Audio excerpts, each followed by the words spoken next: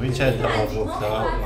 خود سامانه همون لحظه که میگه 200 اینو فعلا نگه داریم. اصلا اینو ولش کن. اصلا ما میگیم اینو ولش کن. من کار نکردم با کارخانه. خود سامانه میگه 272 میلیون تومان صفری. اصلا کارت نکشیدم. ببین با 272 تومان صفری. کارت کشیدم.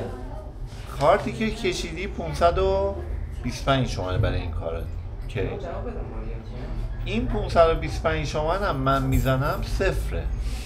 ولی اگه این پرین حساب به من نمیدادی بابت 525 منهای 272 سامانه خب باعث میشد شما مالیات آزاد بدی. یعنی باعث میشه یه مالیاتی بدی که اصلا حقت نیست.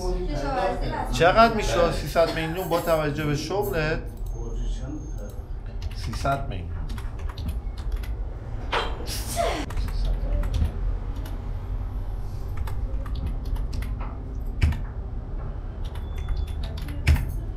چهار رو 200 خب اگر اینو نمیزدیم اضافه میشد.